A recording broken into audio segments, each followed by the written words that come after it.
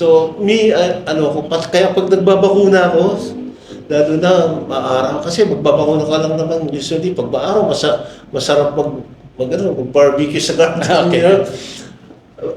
Ano ka na, nagdadala ako ng ice pack, Okay. tsaka ng cooler. Mm-mm. Kasi kailangan naka-cooler talaga sila. Lalo Yes, na kung usually naman dalawa lang ang binabaccinate, PMB tsaka paratype. Tsaka Okay. salmonella. Mm. You know. Adena, wala pa, no? Before. Ngayon meron na. Ah. Pero back on my time, Wala wala pa. pang adeno. Mm. Nakakatakot nga kasi dumadami ng Yes, oo. discuss ang diseases, Oo. dumadami. Yes, And parang meron pa yata yung bago ngayon, parang yung penguin na style siya na yung virus. luma na yun. Luma na yun. Parang PMB yun eh. Okay. It's a nervous thing. Mm. Parang naapektuhan kasi yung nervous system. Kaya ganun yung itsura kasi niya. posture siyang gano'n kasi nakukuba yung nervous Oo. eh. Oo. Kaya akala mo parang penguin. Oo. Parang di ba? Sa PMB.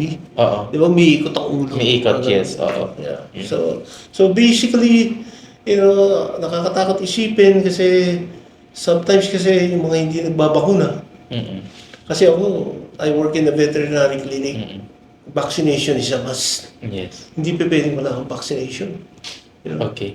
So, ano ko yung pwede mong ma-advise sa mga beginners natin, sa mga newbie na viewers natin with regards sa pagpili ng pigeons na i-acquire nila sa mga saan sila pwedeng kumuha or ano? Number one, ko dyan sa mga beginners, number one, pumili ka ng ibon na gustong-gusto mo.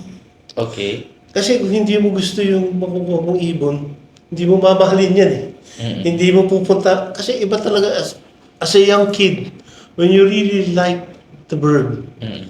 talagang pag-uukulan mo ng pansin yan eh. Mm-mm. Okay? So, I will not get something na hindi mo gusto. Mm-mm. Parang naliligaw na chicks yun. Yes. Oo. Naliligaw ka ba naman na hindi mo gusto? Yes, Diba? tama. So, the best thing, at saka pagka gusto mo, magsasakripisyo ka. Mm-mm. So, the best thing is, hanapin mo yung pigeon. Huwag ka magmadali. Hanapin mo yung pigeon na gusto mo. Pag nakita mo na ang pigeon na gusto mo, magtayo ka ng loft. Okay, yes. You cannot start without a loft. Mm-mm. Pag may loft ka na, nakuha mo na yung pigeon na gusto mo, then you start slowly. Mm-mm. And then, bumisita ka, visit those champions. Hindi naman mga suplado yan kung you will approach them Yes. nicely. Yes, tama. Actually kan, tekniko kay Stan Caligan. Nagdadala ako lagi ng mga ubi cake. Okay. So, ginagawa mo ube cake. So, ano mo No, siya? I bought it at Goldilocks. Okay. May Goldilocks din. Goldilocks din dun eh. So, gustong-gusto ng family niya yun. Goldilocks cake.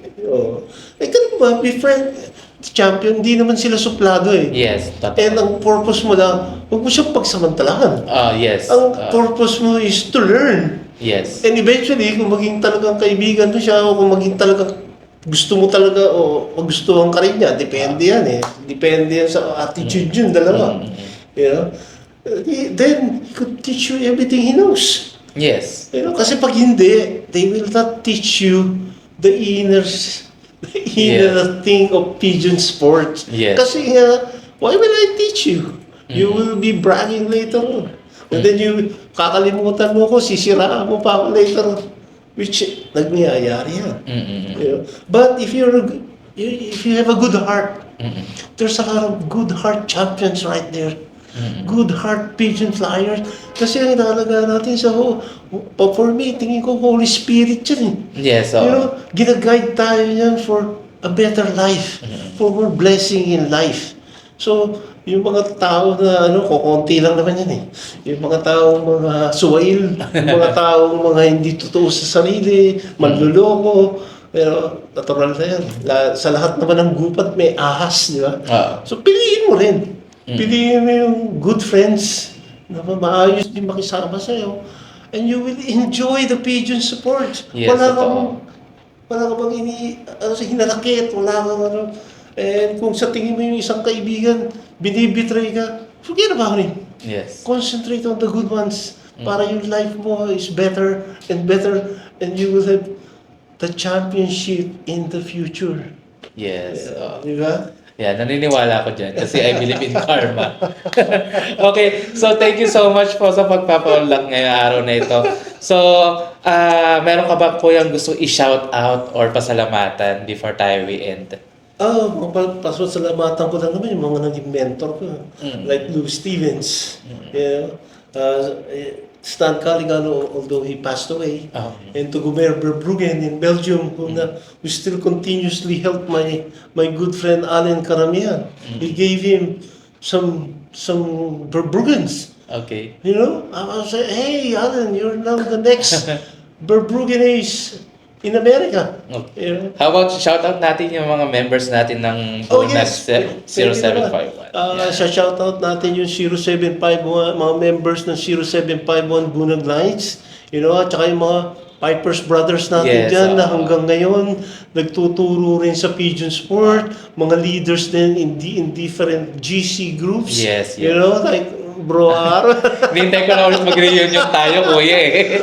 So, yung reunion ng Pipers ang inaabangan natin eh. Finally, shout out to all the fanciers dyan, all throughout the world who have a good heart. Yes. Yeah, we need more good heart pigeon flyers in the whole world to have peace in the world. And number 2, shout out ko lang yung mga lady fanciers. We need more lady fanciers in the world too. Tulungan natin sila, help the beginner lady fanciers, huwag tayong magdamot. We need them in our sports. You know? Yes. Ayun lang po. Okay. So, isa na naman pong episode ang ating natapos ngayon sa Pigeon Talk 101. So, please subscribe, like, and share lang po ang aming YouTube channel, Advanced Hobbyist Jaime Lim. So, maging po sa aming Facebook, mag-like and share lang po, comment lang po kayo, malay nyo. Kayo na po ang mananalo ng aming raffle bird. So every month po, meron po kaming raffle bird. So sa June 22, meron po ulit tayong raffle bird po na pamimigay. So antabay na po kayo sa aming mga susunod na mga announcements. So please do like and share and subscribe lang po. So again, maraming po salamat. See you next guys on our next episode. Oh, and lastly, yes, best regards na lang kay Boss Jaime Lim. Okay, yeah. So thank you so much. So kuya, thank you so much again. You're most welcome. Most welcome. So, ayun guys. See you next guys on our next episode. Bye. Bye-bye.